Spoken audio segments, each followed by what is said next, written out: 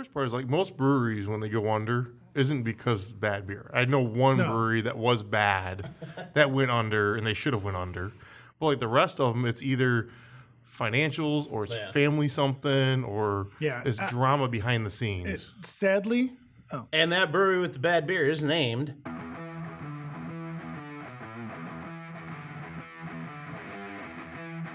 Wait, don't turn the channel. You've tuned into High Gravity. The show where we talk about beer, brewing, and bullshit. Where the only thing we take seriously is the next round. So grab a glass. Fill it with something cold. And enjoy the show. They're gone, so it doesn't matter. They clean their tanks with chlorine. I mean, come on. I will say that no knock to you in any way, but most brewers are not good businessmen.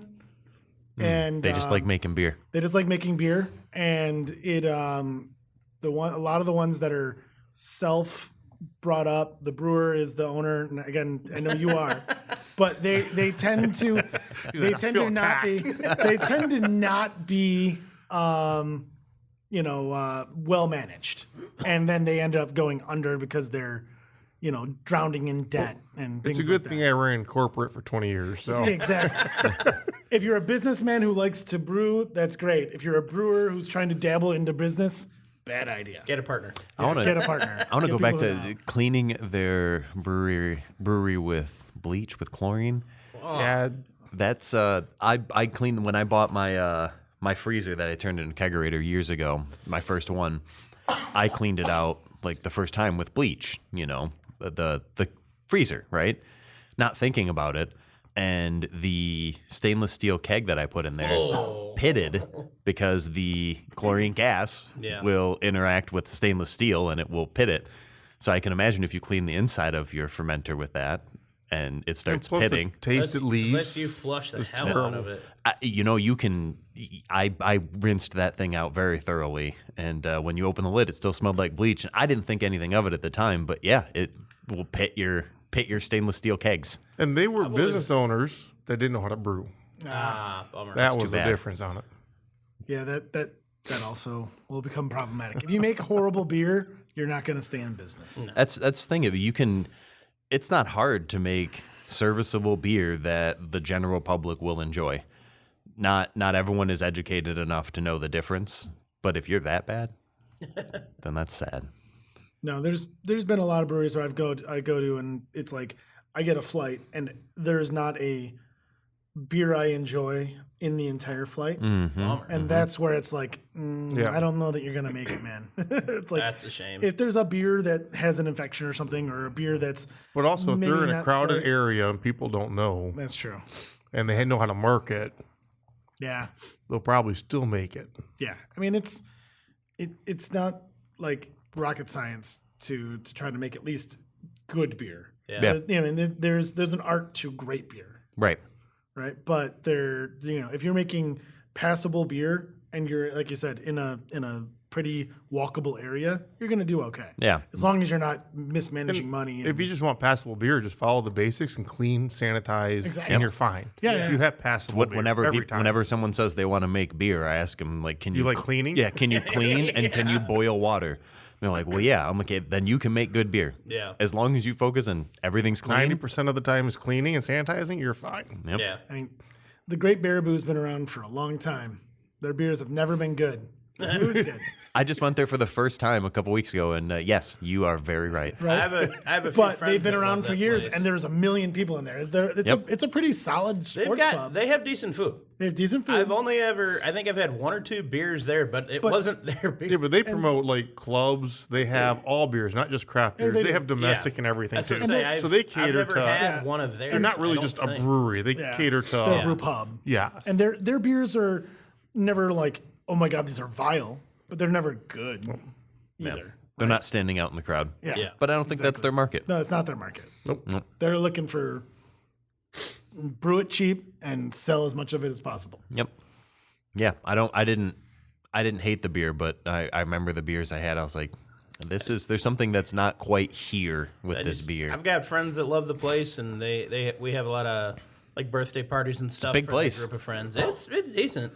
I want the tanks that they have on display. We went there because we were on our way home from an Oktoberfest party. Nice. That's when we were drinking the Fresh Prince of Pale Ale. Nice. And the wife wanted a little late night snack, and they still had food at like 11 p.m. I was like, okay, let's stop and check it out. We're going to talk about breweries that aren't around anymore. You look at like Brooks, for example. Brooks made good beer. They did. It wasn't bad beer at all. See, the first I couple brewed times for I went Brooks there, for a while. first Okay. couple times I went there, I made meats for them. either it was infected or every tap was dirty. Because I tried 8 or 9 different beers and they were all off. Oh, see, anytime I've been there, I never had a problem. I've never heard But of it. Kerry they makes good sold beer. Yeah, they sold it. Where was it? off Van Dyke. Yeah, Van Dyke in 23. No, And it's then they not also too far have from one- Stony Creek. And then they also have one in Ferndale. Ferndale The one in closed 23 last year, is I still think, didn't it? there. Oh. It's just owned by Loaded Dice purchased yeah, it. Jeff Jeff. purchased it. Yep. from Lotus. And I'm kind of excited because I like Loaded Dice. His Yeah, me stuff too. is unique, different, out of the box thinking.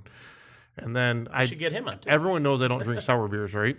So the one sour beer I did like, yeah, I said it, came from Say that again, real close to the the mic. one sour beer I did like. The one They exist. was Loaded Dice, and I don't even know what it was called, but I went in there and I tried it, and it tasted like pixie sticks from when I was a kid. I didn't walk out. Stumbled out. Oh, wife helped me. Daryl, you're too drunk to walk. That's why I'm going to drive home. I'll tell you this Wait a now. minute. Jeff will, he loves this kind of thing. He would Nice. jump on coming into something like this. So Well, Jeff's if he hears a really it, open cool guy. invite Yes, to he you, is. sir. Yeah, he's a If really one of us really cool remembers, we'll reach out and ask you. But yeah, he's actually, just to plug Jeff a little bit, he owns Loaded Dice, which is shortly moving to Clawson and into a bigger facility because his place is like in a strip mall that you can never see in like a Yes. corner in a small little building that he's brewing on like a half barrel system. Oh, wow. I felt that way about Cap and Cork. Like it was just off in like a tiny little strip mall, Yeah. kind of off the beaten path, but it was a nice little gem. But I also heard that he's not calling it Loaded Dice. Some secret name that he's working on. That might be true. Dice? But Reloaded. he also he doesn't guarantee that the Brooks name's going to stick around either. It's still Brooks Brewing, even though Kerry Brooks has nothing to do with it anymore. But it Well, did he end up getting their beer recipes or no? he got their beer recipes. Okay, because originally I heard he didn't get them. Yep, he Okay. got their beer recipes. Good. Kerry wanted out of it, so Kerry sold it all. And when the lease in their Ferndale location went up, they just kind of let it go. So it again, really cool places, really good beers. Yep. But yeah, It's actually one of my favorite breweries to go to. Loaded Dice. I enjoy it a lot. I always have fun. But Always. yeah, Jeff is like super fun, super charismatic dude. One day you'll see him, he looks completely different from the next time you see him because he'll be like, you'll see him and like 2 months later he'll have a beard to his stomach and you don't even recognize him, and then he'll just shave it off and be like, oh hey, there's Jeff impressive. again. Yeah, That's an impressive growth rate. yeah, he's a very charismatic guy. He's cool.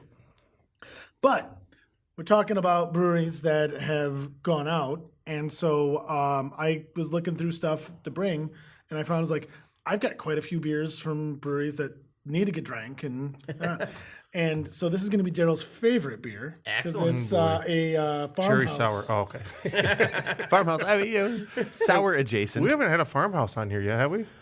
Well, Big Red Cock is technically a farmhouse ale, and we've drank that.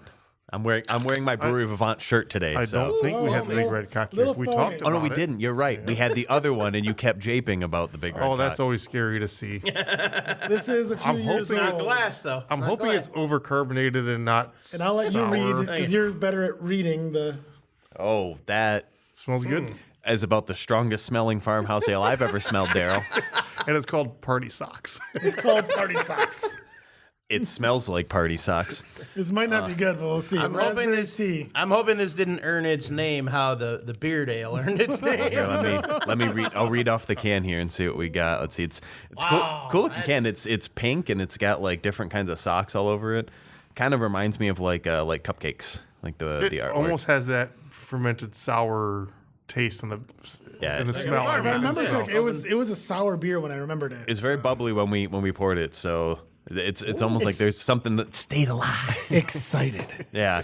Let's see. Sometimes you need to jazz up your life and put on a pair of fancy socks. Sometimes you need to jazz up your beer with some fancy ingredients. This farmhouse ale utilizes a blend of yeasts from both breweries, malted corn from Sugar, Creek Malt Company, and raspberry tea leaf. It's a farmhouse ale brewed with raspberry tea. So 6% alcohol. All right. And it's from Central State, I think it is. It's from Prairie. And collaboration with Prairie. And where was Central at? It's in Indianapolis. Okay. Woo! I like it. It's very like tart, like dry tart. Fuck this. So I said this is Daryl's beer. It's got that very funky aroma to it. Should have been cherry tea, and it would have been perfect. Like this is that farmhouse funk smell that open fermentation. I actually don't hate it. I don't either. That's good. It's got that I actually don't like it. driving adjacent to a cow pasture in summer kind of aroma. I don't know if I'd go quite to cow level. But It's It's not. definitely funky. It's definitely Yeah, farmhouse-y. it's not that heavy. It doesn't have that like high humidity I'd think like air farm, smell. like farm fields is what I'd get. It's You don't- definitely Brettanomyces. Yeah, you don't really get that molassesy kind of depth that you would with like a cow or horse farm. I think the farmhouse. I think the farmhouse covers reach up over either, how Daryl, bad the but- sour actually is. It's got a nice like a little bit of almost like malty sweetness at the end. Yeah. It is pretty old. Let me see if there's a date on this thing. I don't think it's bad. I don't hate it. If you like really because 2017. it's really dry Really, yeah. and tart up front, and then you get like the kind of malty sweetness on the back end, and Yeah. It's There's- got a dry finish. there's a little bit too much of a juxtaposition between those two flavors for me. I feel like maybe fresher it might have been a little more well balanced, but I don't think it's bad either though. Like I don't dislike it. I like it. I just know if I drink much more of it, it's gonna mess up my guts. Yeah, I tell you right now, I do not like this. I keep sipping it, but it sucks. I would say looks like we're killing it, Bill, but you're rinsing too. Oh, Yeah. I'm rinsing. Yeah, I gave it like 4 or 5 good sips, and I don't like I said I don't hate it, but I gave it 4 or 5 sips, and I still hate it. All right, we'll go with something a little fresher. So I picked this up when I was in Miami. Jay Wakefield, who, if you've ever been to any of the Florida festivals, used to do Wakefest, which is like it would bring breweries from all over the world. He's in Wynwood, which is one of those like used to be kind of the ghetto and is now like the hipster central of the world. And so they've pretty much priced him out of his location. And so when I was there, they're open until I think late October, like October 21st or something like that. So by the time this comes out, it'll. So they just recently closed. They're then. just recently closed. And is he planning on moving to a new location then? Yes, I think he's hoping, but the way he was saying was that in Miami, to get the licensings to build anything out is a 2 to 3 year process. Oh wow. And they haven't found a location yet. So they're looking at least a few years before they might possibly reopen. But we'll see. But I've actually heard that about a few breweries too. That once when they become successful or start doing good, the landlord starts raising the rent because hey, you're making money. yeah, I was going to mention that earlier when we were talking about how breweries fail. Like a lot of them get priced out of their yep. lease, Yeah. just because, and especially the last 10 plus years or whatever, as microbrewing has kind of grown in popularity, I think they leased out a lot of these buildings, maybe on the cheap because they had nothing to go there. Hey, a brewery's going to go here, and all of a sudden it's successful. And yep, it's a little bit unfortunate. But that's also why when we opened up here, we had to buy the building because if our beer sucked, at least we had the building to sell. Exactly. Yep. Backup plan. Assets. Hey, and investment in real estate's always one of the best investments you can make. And commercial real estate too. Yeah. Is there anything to read on this thing? Property values have definitely gone up in the last, And knowing what you 5-10 guys have years. done So to this I'll tell you what. building. Initial smell hazy all the way. Oh, it tastes It smells good. Just the juice haze. So Piney and tropical. J. Voodoo Ranger. Wakefield's known for their big, gnarly Imperial Stout type beers and then their hazy IPAs. This one's called Slammin' Bones. This is a double dry hop hazy IPA. 6.5% from Got quite a bit of bitterness for J. hazy Wakefield. too. Yeah. It's not off balance though. Like No, I think it's it's very like I'm just thinking about one of the episodes we had not too long ago where we had all those hazies. Yeah. And I don't remember any of them having bitterness to them from the. I mean, that was East Coast. That was very all little. East They Coast were stuff, very yeah. well. They were very well balanced. Those Yeah, they're were like those were crazy. Treehouse. Yeah. They're like Treehouse is very like there's no bitter. It's just it tastes like orange juice. They got that really cool treehouse structure out front, don't they? The like the No, oh no, what I'm that's- thinking of. That's from Dogfish Head. Yes, thank you. Yeah, they made that big tree. Why was I thinking? It makes more sense. Treehouse. It would. Yeah. Yeah. This is good though. I like this. Yeah. It's good. So this Another is pretty good, fresh. refreshing one. Yeah. Like, they're freshly going out of business, so that's why I was like, this will be perfect. Well, that's too bad because they made a make made a great beer. good IPA. Yeah. That is enjoyable. Yeah. Yeah, I could actually probably drink more than one of these without getting the hop burn. That's really tasty. Nice like tropical fruit hops. It's very bright. There's more pineapple-y. complexity to it than just hops in your mouth too. I like that. Yeah. It's What else do you like in your mouth? Sorry. Hops. Back to episode. More beer. More beer. It reminds me of juicy fruit gum. You know, that's funny you say that because that's when I initially smelled the cider for the first time that we had, it smelled like juicy fruit gum to me, and that's been stuck on my palate since. Like I keep thinking juicy fruit. Is it because I talked about my juicy fruit juicer at home? No, it smelled like. I remember. So when I keep was saying. when I was a kid, our family doctor, the doctor my mom went to Can you like tell her this whole story life. on the air? Yes, I can. Okay. And Did you have to turn your head and cough? I don't think by the time I stopped going to him, I wasn't old enough for that. But he was a great doctor, great family doctor. But when you go to the dentist or the doctor or whatever, and they give you like a candy or something or like a toy, I was like, oh, you did a good job. Like always juicy fruit gum. He always had juicy fruit gum, and I have so many like memories of the only times I ever had juicy fruit when I was a kid. He's like, oh, you go to see Dr. Yost, and he'd pull out of his pocket and give you some juicy fruit gum, and I can remember so vividly like the smell of the doctor's office and juicy fruit gum. Like smelling juicy fruit gum brings back all of those memories. It's wild how that happens too. The taste is gonna move you. Yeah. Spearmint, like Wrigley spearmint gum. My grandparents had that Same. everywhere, and That would always wait, take talk me about it. to my grandma's house when I eat spearmint gum. Walk Doublemint in gum. the house. There, I remember there was a desk on the left side, and anytime we go in as little kids, we'd open the drawer because that's where the gum was. Yep. And I remember you open that drawer and it's just a face full of spearmint. Mm-hmm. It was wild. Yeah, I've got spearmint and apple mint growing in my yard, and every time I mow the lawn and cut it down, like I get that smell, and it makes me think of grandma's. Oh, you got an upset stomach? Here's some doublemint gum. Flashbacks Like, to grandma, and then the mower starts just drifting off. yeah, I like this IPA though. It's too bad that they're going down. Hopefully they can land on their feet or figure something out, or maybe collab with another local brewery until they kind of get their own thing going. Or And if you like Star Wars, that brewery is amazing.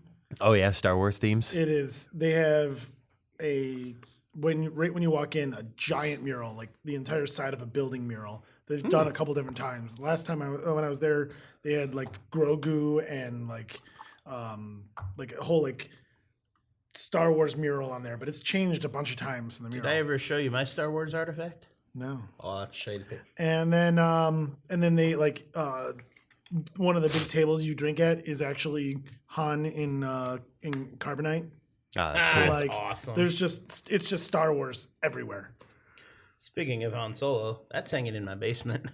Well, now you're gonna have to post that It's a picture. 6x4 foot model of the Millennium Falcon. That's just a little one. Just a little guy. Just a little one for scale. Yeah, no more party socks. more I don't party want. socks? Yeah, I was maybe. I'll take care of that It one. smelled a little bit like socks. So Nah. I'm gonna have one more little dab of this Slammin'. There's still a little bit left for those who want another taste, because I want another taste. I like it. yeah, it's good. Well, it's very tropical, very pineapple juicy fruit kind of flavors. Nice. Does it say what hops it used? No, there was Very citra forward. there's very little information on the can. I was hoping we could get some information about Tastes that. a lot like Citra. It tastes like citra. The Untapped Citra and description might Amarillo. have some more. Yeah. Nothing wrong with that. I'm okay with it. That was Yeah, fantastic. very good. So there, I brought a beer that you didn't like. Well, actually, you liked it. Yeah, Johnny's a little less discerning. So the next one is another collaboration beer, but Weathered Souls just went out in Colorado, and if you all remember during COVID, the Black is Beautiful thing. This is the Black is Beautiful in collaboration with Bell's and Upper Hand. So it was like a 3-way collaboration. Sounds exciting. Oh, it looks nice and dark. Brewery 3-way. Weathered Souls is Still, is sounds no exciting. more. Well, it smells really nice. Yeah, I think it's an Imperial Milk Stout, if I remember correctly. It smells like chocolatey and like roasted oats. Nice. So if I remember correctly, this is 2021. Whew.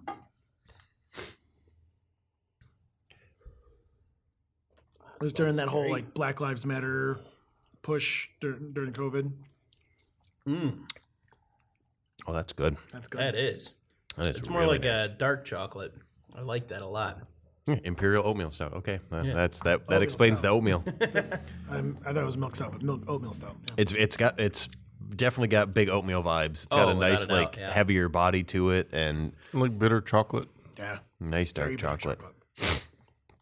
That's fantastic. Let's see, Weathered Souls Brewing Company, brewed to support justice and equality for people of color, hosted by Weathered Souls Brewing Company, San Antonio, Texas.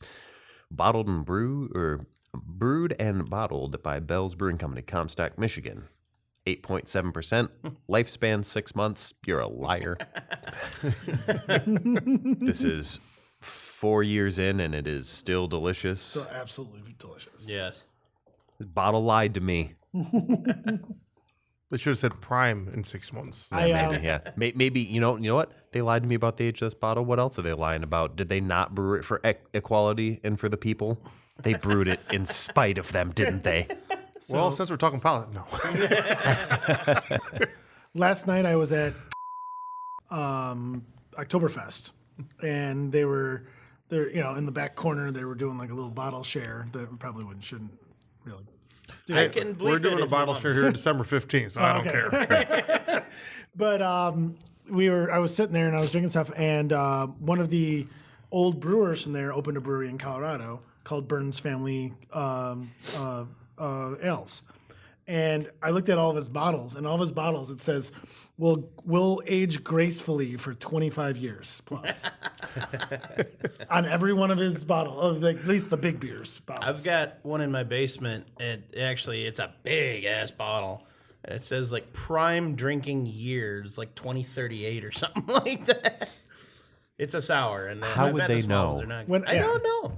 Whenever- I paid $40 for it. Whenever it was I an $80 do- price tag. I've got like a Utopias from every year that goes, and I drink them 10 years after they release them. Nice. So like they age incredibly well, and I usually drink them. I find that even though they've been aged 10 years when they go into the bottle, Yeah. they're still a little harsh when you drink them. 10 years after that is when they're perfect. Nice. And so I always Now we know why it was crap. drink them 10 years later. Our first episode this year was a Utopias. It took me 9 years to get my hands on one finally. I've got one from every year, from 10 years I'm ago. gonna call you next time. Yeah. Yeah, I've had it before, and it was an interesting experience. But Yeah. having it again, I mean, drinking it fresh, maybe that is the problem because I'm remarkably unimpressed for the price Yeah, tag. the only one they did, I think it was 2 years ago, they did one that had Michigan Balaton cherries in it, and it said specifically to drink it fresh because the fruit's just not gonna. Yeah, you lose all the cherry. Yeah. I still And love so, the bottle. That's just So we opened that one because it was, we didn't think it was going to be very good in 10 years. And if we're spending $200 on a bottle of beer, Yep. Yeah. you don't want it to be wanna risk disappointment, right? So we drank that one, and it was okay. It was, but again, I find that they're so much better after 10 more years. So Makes 20-year-old sense. I mean, beer. they're strong beers.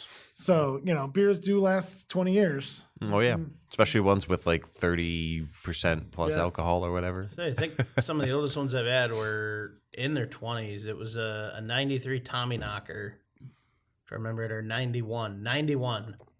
And that was at Brian's intro to beer judging classes we were talking about earlier. And yeah, that guy, it wasn't Brian that brought it. It was one of the other guys in the club. And he brought some stuff from 91 and 93. And it's like, this is insane how well this holds up. I've had some really good beers that were old like that. I had a 1991 Thomas Hardy, which was, if you don't know what Thomas Hardy is, it's like a barley wine that's from England. It's fantastic. Nice. And they hold up really well. Nice. And that held up really well. And then the oldest beer I've ever had was I was at a where they like a resale, like where they like do a garage sale, but after you die or you're moving out. Estate sale. Estate sale. Yeah. Thank you. I was at an estate sale and rummaging through stuff, and they had 2 bottles from Seabrewing Ale, which they went out in 1965 or something. And I was like, you know what? What the hell? Like, they wanted like $2 a piece for them. I'm like, deal. So I gave them $4, and I brought them home. And they sat in my basement for a couple of years, and then our mutual friend Mike Capato, he was like, "What do you think they taste like?" I'm like, "I don't know. You want to open them up? Want to try them?" And he's like, "Sure." So we sure enough, went outside because I didn't know what was going to happen. Yeah. First one, nothing, and it was flat, completely flat, and both of them were flat. But one of them, with the ale, there was an ale and the lager. The ale was like you would vomit. It was bad. Bummer. The lager held up. I mean, it was oxidized to hell. Oh yeah. But it was like, I can actually taste the beer in here, and it's not too bad, and things like that. And so Mike Capato actually wrote a whole article on it, and it actually got a really big, on I think it was Brew Your Own or something, one of those, or Brewer's Fiend or something like that. I can't remember, when he was on writing up a bunch of stuff, and it was a cool little article that got a lot of press on it. That's awesome. It was that was definitely the oldest beer I've ever had. It was at least 1964. They didn't date the bottles, so That's not quite the age of the river beer. That one wasn't a pull top. That was a can. 40-plus-year-old beer. I mean, it's just impressive that it wasn't completely nasty. Well, 50% of them. 50% of them. Yeah. The one was.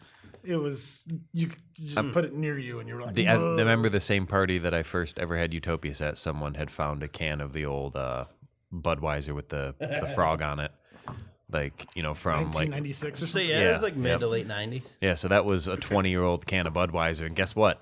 It was gross. Great. Yeah, it was gross. No, was it gross because it was Budweiser or gross because it was old Budweiser? No, I'll drink a can of ice cold Budweiser. I'd have a can of that. I'll drink one a year on my grandpa's birthday because that was one of his favorite beers. That's about it. There was a time in my life when I drank Bud Heavy, so The dark times. the light times apparently very light beer. Yeah. Was that pre-awakening?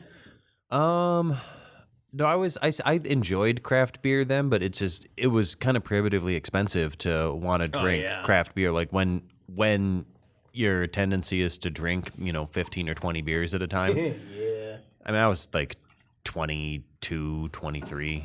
So that was, we were drinking for different reasons back then. And so that was the Drink a lot of that Coors Genesee Light. cream ale stuff because of that. I drank a lot of Molson Canadian back then too. I liked Canadian. Pretty much whatever. Mickey's Wide Mouth. Yeah. pretty Wide mouth for chugging. God, I remember, was it the Mickey's 40s? It was 8% malt liquor. I remember my buddy and I, the local party store had them for $1.49 a bottle. And we got them because we thought it'd be funny. And they were so bad, and I just slammed it just to get rid of it. It was so nasty. It's like I knew people back in the day who would drink Steel Reserve, Yeah, same thing. like on purpose. We tried it just because we hit the cheap beer section there. This was a little middle of Steel nowhere Reserve's party store. nasty. And it was like anything that was $3 or less, we were buying just to try them, first off. And second, like, this is like 8%. We're going to get messed up from this. Did you ever try Founders malt liquor that they put out, the DK something? Or? I didn't know they Yeah, made it. it was not bad. good. It was like, bad. I'm like, there's a reason why these are not revered beers. You shouldn't make one. Yeah, worst I had was, I'll let you. They put those in 40s too, if I remember correctly, right? They had 40 ounces They of it. did. They did like Yeah. a small round of 40s. I've Mostly they had King Cobra one time in my life, and it was a 40. And we were out of beer. Someone said, let's do the beer bong. I'm like, I'm in, but I have no beer. My buddy goes, I got a King Cobra in the trunk. Go get it. Ugh. So I bonged a 40 of King Cobra. It was absolutely disgusting. Now, I raced a guy. No, that was a different This is beer. cool. That does look cool. This one's Black Lotus. Yeah, I'll Barley get wine. back on topic, my stories. Yeah, this Ninja Pirate. World Beer Cup 2016 Gold Award Strong Ale.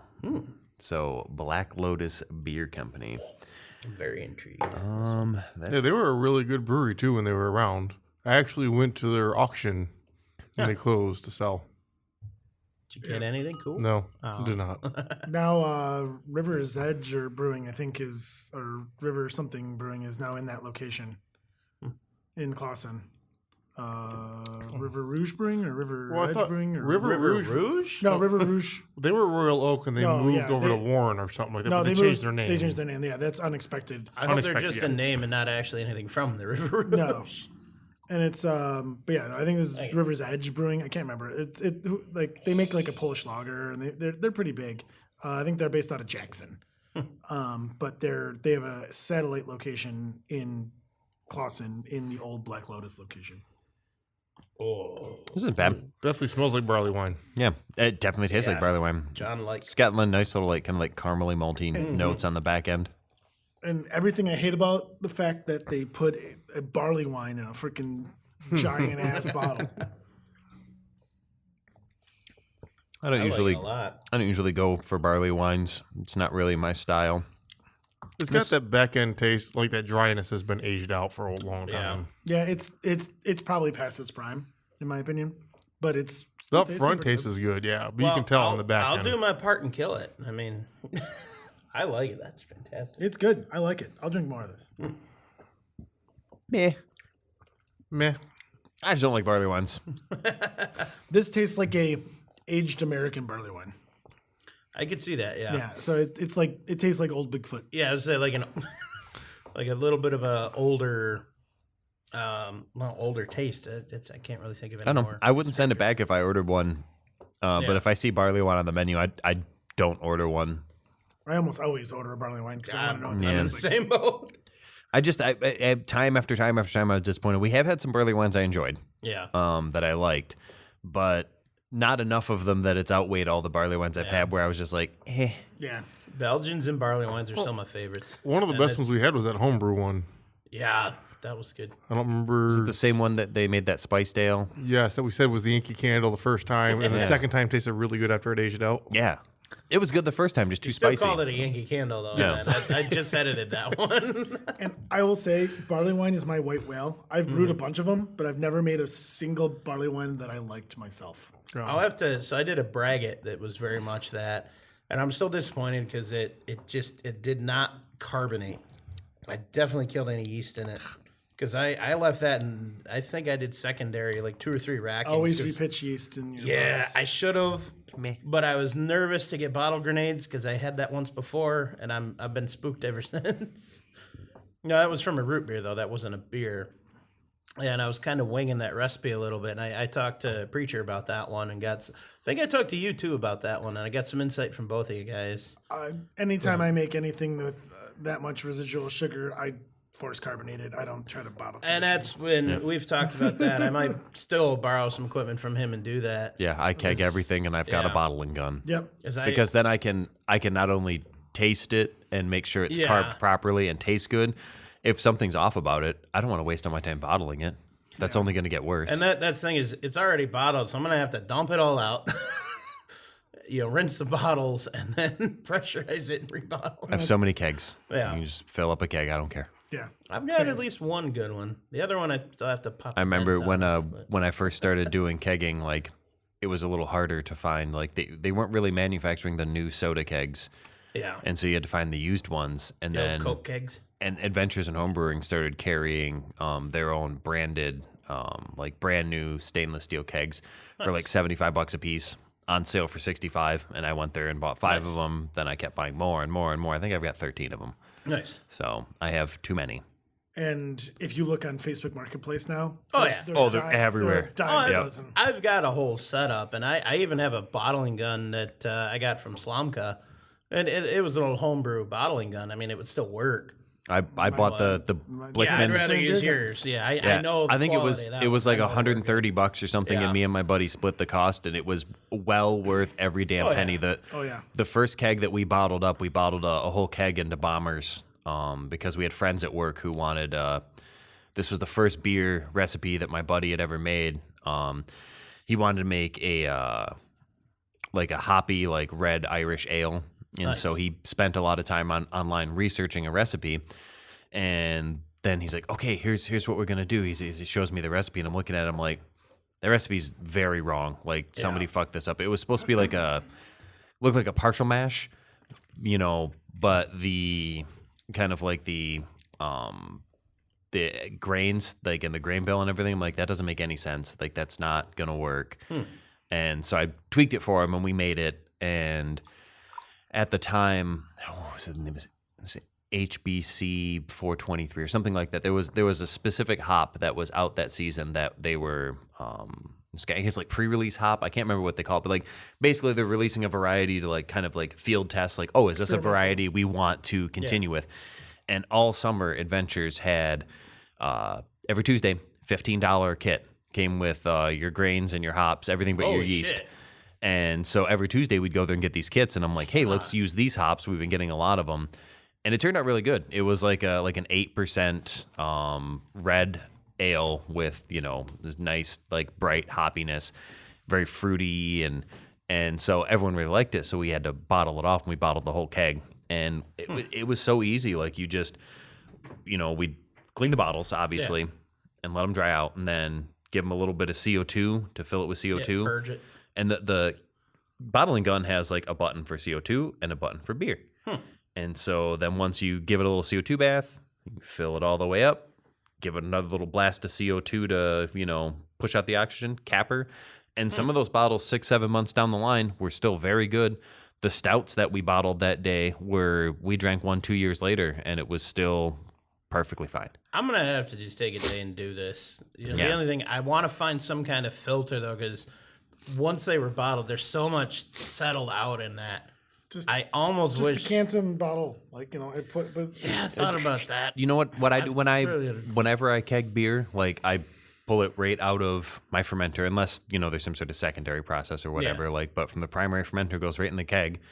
I let it sit and slow carb for week, 2 weeks, 3 weeks, and then the first pull has all that sediment in it, and I just dump that out.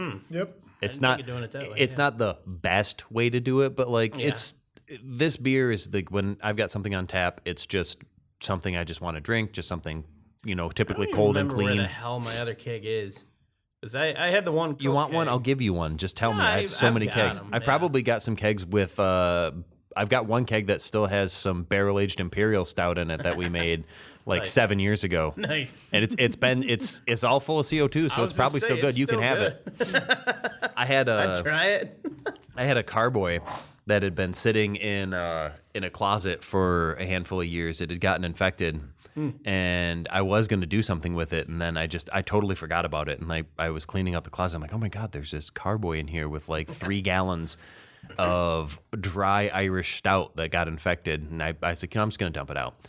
And I dumped it in my front yard, and my front yard smelled like chocolate and vinegar for a week. Like for an entire week, it smelled like like if you melted chocolate into like apple cider vinegar. It was. I didn't dare try it. There's. I was told it would be fine, but I didn't.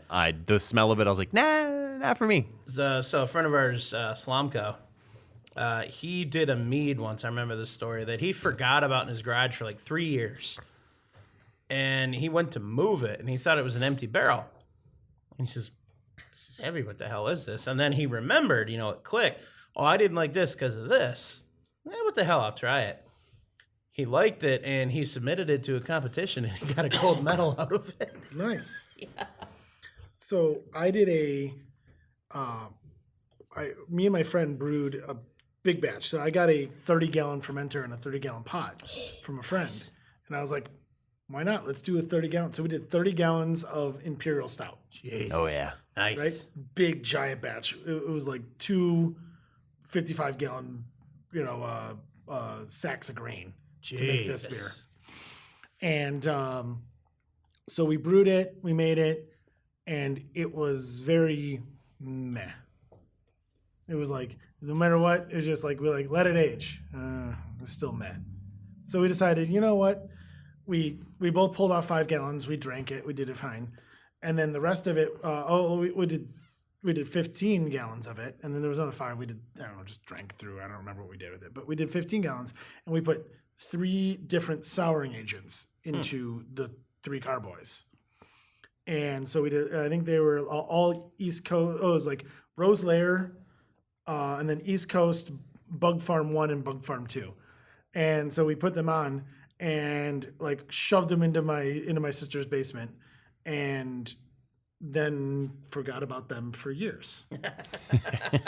And I moved out of my sister's house. I had my house. I had all kinds of stuff. And my sister's like going through her basement and like ripping shit out. She goes, you still got beer here. And I'm like, I got beer here? What are you talking about? So like I come over, I look at it, I'm like, oh. But there's like a pellicule probably an inch thick over the top of it. Yep. It looks really cool. It really does. The airlock is bone dry, long gone dry. Bone. But the pellicule it protects the beer. Yeah. So I'm like, all right, well, let's see if there's any good. I like sanitized everything up, and I did a thief of it, and it was the best sour stout I've ever had in my life. That's awesome. So we ended up bottling up, and I ended up getting gold after gold after gold after gold after gold on this thing. That's awesome. It was very like, somehow we put all this grains and stuff into it, and it turned into the thinnest Imperial Stout I've ever had in my life. Like it tasted like nothing. It was like what the hell happened here? That's awesome. But it turned into this amazing 7 years later, sour stout that just won awards like crazy. I keep forgetting about a mead that I've had sitting in my kitchen for like 4 years now, and I really need to get that bottled or at least rack it to let some more of that clarity happen. Nah, just drink it. I mean, I'm not opposed to it, but I need to do something with it one of these days. All right, so we tried 4 beers from 4 breweries that no longer exist. R.I.P. in peace. R.I.P. What do you guys think? I pretty much enjoyed for the I most like of the last 2 the best. Yeah, Party Socks was kind of meh. I'm not a big fan of Barleywines, but I really liked that IPA, and this stout's nice too. The Black's Beautiful is good. Both fantastic. I would drink that stout regularly. And they probably would have been better fresher too, because you can tell the age on some of them. Oh yeah, these are definitely these, with the exception of the J. Wakefield. From all Miami, of these are pretty old. The joke, unfortunately, Mr. Jim, is we'll probably never be able to get these ever again. This is it. I used to covet a lot of the interesting beers, and so I was like, oh, well, we gotta get this because we might not gotta get it, and then come to find out that a lot of them either they blew up and you can get them all the time. The KBS. It used to be exciting. Which used to be good. Yeah, it also used to be good. And now it's just like, just enjoy the experience. And if you can never get it again, well, the best beer of your life, now you've got an even better memory about it. That was one of my first times at Cabin Cork was that I was introduced to all this cool stuff. And I had no understanding or respect for most of what I was drinking. And years later, it's like, oh, that was something special. I really wish I knew more, remembered more. There's a list of them. We've talked about one, Oh, yeah. Pierce Chaplin. Yeah. God damn it. Again, I keep saying it. There might be another one in my collection that I just don't know about. And I'm going to keep saying it until one day I clean it out and find it. Or don't. Or he's gonna just lie and say, "Oh, I'm pretty sure there's one in the back. one, The just label wait." looks like." I don't know anyone who's gotten one. I mean, even this past year, Keith got 2 bottles that we had never even heard of before. Yeah. We didn't even know there was those Dark Lord variants that existed, and they do. So I'm excited to try them. Becky that's got one, or Sam that's got 3 Floyds that you've never even heard of too. Nope, she drank them. Well, she said there's 2 left, but they're never gonna make it. They're never gonna survive. So next episode we're gonna have to get them on well. because she's got a few, and Lindsay has 1 or 2 in the fridge too for us. We'll have to bring Keith by because he has those 2 Dark Lords, and he's got the anniversary edition. Ooh, That's the mix, right? Hanji and nice. Yeah, Hanji and Chemtrail. But that one, I think we want to wait a year or 2 years or so to drink it because, you're never going to get that again, so you might as well give it its best that chance. is an anniversary. No, we got to get Keith on still too. Yeah, We haven't. Keith would be a good time. Yeah, he was on the Hot Wing episode, Yep. but he wasn't on an actual episode yet. So we're gonna have to fix that. Yeah, I was trying to convince them we have a D&D on the 19th, and it's also the beer festival in You Detroit. play D&D? I do. Nerd. Yep, I do. Been playing for 27 years. I've been watching Stranger Things season 4, and according to the TV show, D&D is just a gateway to the underworld and demonic possession. Yes. And all of that. you Yes, know. and if you When you've been playing it for 20 years, you know. if you treat me nicely, I'll put in a good word with Satan so you can have a lake of fire view when you go to hell. Can you put a good word in Oh, wow. not to let me there? Kick me out? Thanks. Hey, No. man, I'm on the other guy's side. That's not up to me. I reserved a condo in hell for many years. See, he's played Dungeons and Dragons before. He knows. 7th layer of hell, overlooking the fiery lake. If you know, You know, my we- sense we of might be humor, neighbors. You know I'm going there. We might be Cheers to neighbors. Well, with that, I'll say cheers to breweries who are no longer with us. Y'all, R.I.P. and most of you peace. made some good stuff. The ones who didn't, well, we're not sorry to see you go. But anything we've had today, I think was fantastic. Yeah, it was all delicious. The Absolutely. rest was meh. Well, again, thank you, Mr. Bill, for joining us. Appreciated greatly, as always, sir. See you next week, Bill. And here's to the ones that still exist, because we love you guys. Absolutely. Here, here. If you didn't learn anything today, at least remember this. Beer is the answer that makes everything better. Can't remember the question, but who cares when you have a cold one in your hand? Remember, everybody, drink responsibly, drink high gravity. Most importantly, drink well. Okay, not the well. Life's too short for bad beer. Stay frosty, my friends.